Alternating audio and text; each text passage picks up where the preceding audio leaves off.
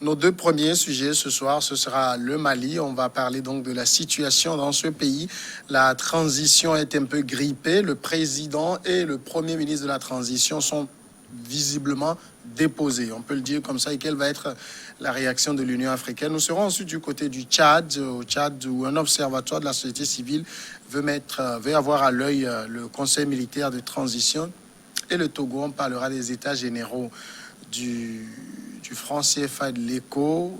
Ça s'ouvre donc demain, mercredi.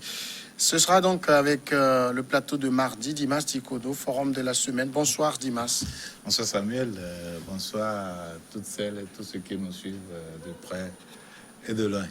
Bonsoir les amis de la diaspora, principalement ceux qui sont au Mali. Tout ce que je peux dire, c'est de prier pour que la paix de Dieu soit sur eux, qu'ils soient protégés parce qu'ils sont vraiment nombreux dans ce pays. Et en même temps avoir une pensée spéciale à nos confrères qui sont là-bas. Je connais très très bien le chargé de com du président Ibeka, Monsieur Demba. Je lui adresse ici toute ma sympathie, tout mon soutien. Et je prie vraiment que ce pays, frères et amis, puisse sortir de l'ornière. D'accord. Pasteur Edo Komi également est avec nous, président du mouvement Martin Luther King, la voix des sans-voix. Bonsoir, pasteur. Oui, bonsoir Samuel, bonsoir à Dimas, bonsoir à tous les spectateurs, à toutes les spectatrices. Je fais d'abord un coucou spécial aux enseignants, ceux qui nous ont enseigné, ceux qui nous ont fait du bien. Et continuent pas à nous enseigner. Et continuent pas à nous enseigner. Et je fais un coucou spécial aussi aux forces de sécurité qui ont été enseignées par les enseignants, qui sont devenus finalement des agents de sécurité pour assurer la sécurité de leurs enseignants. Parce que je veux bien parler. Je faire allusion de ce qui s'est passé. Je veux bien parler. Je veux bien parler d'eux. C'est pourquoi je leur fais un coucou. Donc, c'est ce qui veut dire que je vais être très amical. Je vais parler à ces deux couches-là, mais de manière très amicale aujourd'hui, pour dire que exactement quelque chose s'est passé la dernière fois à Kégué, c'était le samedi. Il faut remonter un peu pour dire que nous, au niveau de la mairie commune, nous avions donné de l'autorisation la semaine passée pour l'Assemblée générale, parce que pour nous, c'est une liberté constitutionnelle, c'est garanti par la Constitution, liberté syndicale, c'est garanti par la Constitution. Mais malheureusement, l'Assemblée générale n'a pas eu lieu. C'était la seule autorisation qu'on leur a donnée. Donc, ils ont repositionné leur Assemblée générale sur un autre jour et nous ne leur avions plus donné d'autorisation. Ils avaient demandé avant? Non, ils avaient demandé avant, on leur avait donné avant. Mais pour la seconde fois, il faut reconnaître que cette autorisation, nous avions été, il faut reconnaître, secoués. Il faut reconnaître que nous avions été secoués par la première autorisation. Et très tôt le matin, le jour-là, les forces de sécurité ont pris d'assaut le lieu de la manifestation depuis le matin jusqu'à l'après-midi. Donc, ce qui a fait que les enseignants n'avaient pas pu organiser. Qui a donné l'ordre aux forces de sécurité d'aller? Non. Maintenant, la question qui se pose, nous, quand on a donné l'autorisation, on est obligé de dispatcher un peu partout pour assurer la sécurité. Ouais. C'est ce qui se fait normalement, c'est ce que nous avions fait. Ouais. Donc, on a consacré très tôt le matin le lieu a été, l'hôtel Tom Sawyer a été très tôt investi par les forces depuis le matin. Donc, ce qui veut dire que ce n'était pas pour caresser, les gens tout tôt le matin, alors que la manifestation, l'Assemblée est prévue pour le soir. Donc, depuis le matin jusqu'au soir à 18h. Et la manifestation n'a pas eu lieu. Mais vous avez le pouvoir de police. Oui. La mairie, en ces circonstances, détient le pouvoir de police de la manifestation. Oui. Qui a donné l'ordre, alors, au-delà des instructions de la mairie, d'aller investir les lieux très tôt le matin de façon à disperser? Alors, de toutes les façons, nous avons mis à la disposition du commissariat, de la brigade, de la préfecture, notre courrier. Et maintenant, c'est à eux maintenant d'organiser, puisque nous, on ne peut pas organiser. Nous, on a donné, on a informé. Donc, il leur revient de choisir les éléments pour aller à 14h30 pour assurer la sécurité de l'Assemblée générale. Malheureusement, c'était très tôt le matin plutôt que les forces de sécurité, et nous n'étions pas informés. C'est plus tard que nous avons été informés, et la manifestation, l'Assemblée n'a pas eu lieu. Cette fois-ci, les enseignants n'ont pas eu d'autorisation. Ça, il faut le reconnaître. Ils n'ont pas eu d'autorisation parce que nous serons dans l'impossibilité de leur accorder une seconde autorisation compte tenu de ce qui s'est passé, compte tenu des antécédents. Donc, ce qui a fait que la dernière fois, ils n'avaient pas d'autorisation, et là, ils tombent sous le coup. Il faut reconnaître qu'ils tombent sous le coup de la loi pour n'avoir pas d'autorisation. Maintenant, quand on envoie les forces de sécurité pour aller empêcher, je crois que ce n'est pas pour aller bastonner, ce n'est pas pour aller molester, ce n'est pas pour aller blesser les enseignants. Les enseignants, c'est des personnes responsables. Il fallait leur dire, vous n'avez pas d'autorisation, quittez les lieux tout court, allez chercher l'autorisation et puis revenez organiser votre manifestation. Mais ce qui s'est passé... Entamer un dialogue avec eux. Les enseignants ont été blessés. Samuel, je vous dis que les enseignants ont été blessés, hospitalisés. Hospitalisés. Les motos emportées, les portables emportés, les casques emportés, et jusqu'à preuve du contraire, jusqu'à là où je vous parle, avant de venir dans ce studio, les motos, tout ça n'ont pas été encore restitués. Les enseignants ont fait tout le tour, que ce soit SCRIC, que ce soit gendarmerie, que ce soit quand GP, partout, ils n'ont pas encore trouvé leurs engins. Donc, c'est dire quand même que on ne peut pas aller empêcher une manifestation, ce n'est pas un permis d'aller blesser, d'aller molester et d'aller tabasser les enseignants. Ce n'est pas normal. Ça, franchement, cet espace de liberté publique qui se réduit au jour le jour, ça ne nous intéresse pas. Donc, une fois encore, je dis coucou spécial aux enseignants et aux forces de sécurité. Nous devons veiller. Les enseignants ne méritent pas quand même ce sort. Les enseignants ne sont pas des voyous. Ils veulent tenir une assemblée générale. La liberté syndicale est reconnue par la Constitution togolaise. Et on ne doit pas les traiter de la sorte. Ce n'est pas normal. Le message est bien passé. Voilà. On revient maintenant à notre débat. Premier sujet, le Mali. Transition en panne. On était hier. La liste d'un nouveau gouvernement a été rendue publique au Mali par la primature. Quant de Kati, puisqu'il s'agit toujours de ce camp militaire, eh bien, les choses ont changé du tout au tout. Le premier ministre de la transition, Mokhtar Wane, ainsi que le président de la transition, le Bandao, ont été amenés par des militaires à Kati. Et aujourd'hui, on apprend simplement qu'ils ont été déchargés de leurs prérogatives. Est-ce qu'on appelle ça, Dimas Sikodo, un coup d'État? C'est un coup d'État, il n'y a pas d'autre nom. Je pense que si vous fouillez, vous allez voir qu'en mettant fin prématurément aux prérogatives de ceux qui sont en charge de l'exécutif et en voulant conduire les choses autrement, il n'y a pas d'autre nom qu'un coup d'État. Et c'est inadmissible parce que le Mali devient spécialiste des coups d'État à répétition. Ça devient de la pagaille. Tout récemment, c'est le président béninois qui disait que le Bénin est un pays de pagaille. Et nous pouvons dire facilement ici que l'armée malienne est une armée de pagaille. Parce qu'ils ont en charge la sécurité des populations. Défendre l'intégrité ils doivent défendre l'intégrité territoriale du pays, mais ils ne doivent pas retourner l'arme contre les Maliens. C'est inadmissible. Et le manteau ploie devant la toge. C'est ça même le principe militaire. Le manteau, l'épée plutôt. L'épée ploie devant le manteau.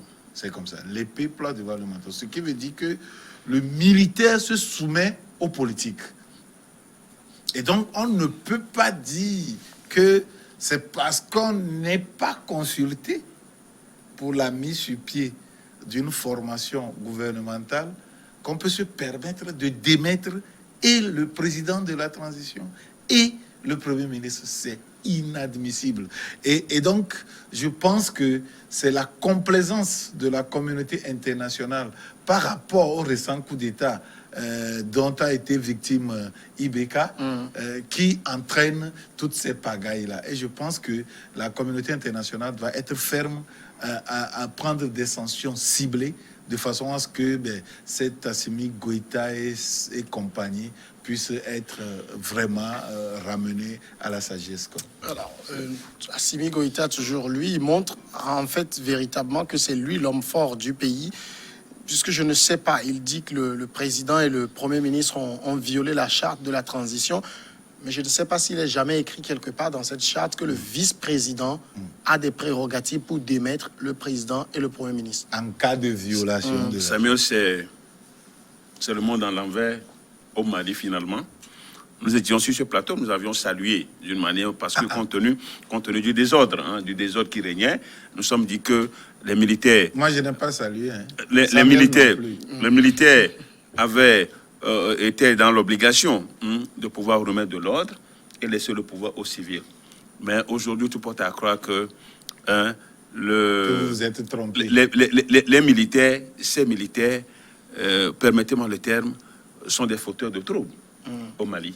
Sont des fauteurs de troubles. Il n'y a pas de troubles que ça d'ailleurs. Étant donné que on leur a cédé une partie, la CDAO leur a cédé une partie en le prenant, en l'acceptant comme vice-président. Oui. Il est le vice-président. Jamais dans l'histoire, un vice-président ne peut pas destituer le président et le premier ministre. Comme si la charte, il y a un endroit, il y a un article, un alinéa de cette charte qui dit qui donne le pouvoir au vice-président de destituer le président et le premier ministre. Donc il est allé trop loin et je crois que le camp de Kati doit être rebaptisé parce que ça rappelle de mauvais souvenirs. C'est un camp tristement célèbre parce que tous les coups d'État, dans l'histoire du Mali, tous les coups d'État sont partis de ce camp et je crois qu'il va falloir rebaptiser ce camp parce que ça va toujours rappeler de mauvais souvenirs au Mali, dont le mauvais souvenir, dont ce qui est en cours actuellement, où le Mali est paralysé. Est paralysé parce que ces militaires ont finalement pris le goût du pouvoir et sont en train de se comporter si le Mali. Ça rappelle le Mali est leur propriété. Ça rappelle le Monta-Camp de Ho. Tous les coups d'État.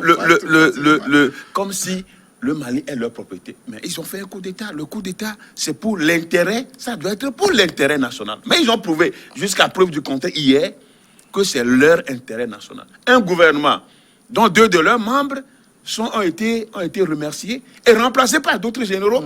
Quand vous étudiez, quand vous reprenez le gouvernement, ils sont encore majeurs. Les militaires sont toujours présents. Alors, qu'est-ce qui le fait passer à la tête jusqu'à aller remettre la situation, la pendule, alors remettre la situation à zéro? Je crois qu'il va falloir que ce monsieur, Assimi Goïta, et tous ses complices, soient désormais, à partir de maintenant, ils ne doivent même plus en principe faire partie de cette équipe. La CEDEAO et l'Union africaine doivent désormais finir avec ces gens. Et pourquoi pas? Ils n'ont qu'à répondre devant un crime. Ils n'ont pas tué, il n'y a pas eu de bain de sang, mais ce qu'ils ont fait là, c'est un crime. Et cela ne nous honore pas en Afrique. Si on dit simplement que c'est parce qu'on a formé un gouvernement où 2 militaires ont perdu leur poste, des militaires putschistes ont perdu leur poste, qu'ils ont réagi comme ça. Et la suite, l'argument n'est pas un peu trop faible? Est-ce qu'il n'y a pas d'autres raisons cachées qu'on ignorerait? Les raisons cachées qu'on essaie d'avancer, c'est que le ministre Démy, en tout cas remplacé, de la Défense, serait en train de discuter avec les Russes et que les Français ont mis la puce à l'oreille au président de la transition pour pouvoir le remplacer. Et c'est ce qu'il a fait, c'est ce qui n'est pas du goût de Assimi Goïta et qui non mais tout ça c'est trompe-l'œil. Ça ne tient pas la route parce que non mais si ça tenait, quelle que soit la position, quelle que soit sa position politique, il peut discuter avec les Russes si tel est que l'exécutif l'a mis en selle. Il y a des négociations que des individus lambda comme ça mènent au nom de la République. Ce n'est pas uniquement les ministres qui mènent les négociations, qui discutent. Voilà. Il y a les États mettent à profit les relations entre... Des citoyens. Oui, les citoyens et certaines institutions du monde international. Pour en profiter. Oui.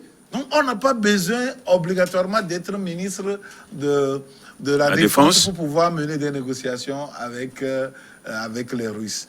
Et au-delà de ça, qu'est-ce qui dit que si tel est le cas, la sanction suprême, c'est de les démettre. C'est de démettre les chefs de l'exécutif. C'est vraiment inadmissible ce qui se passe là-bas. Alors, c'est que la principale raison qui peut sous-tendre cette histoire, c'est que ces deux militaires remplacés sont très très proches d'Assimi Goïta. Oui. Ce sont des véritables pions. Ce sont des pions. Voilà, c'est ses amis. Ensemble, ils ont fait le coup. Oui. Et d'une manière ou d'une autre... Il faut être récompensé. C'est tout. Et ils voient que, peut-être leur départ l'affaiblit.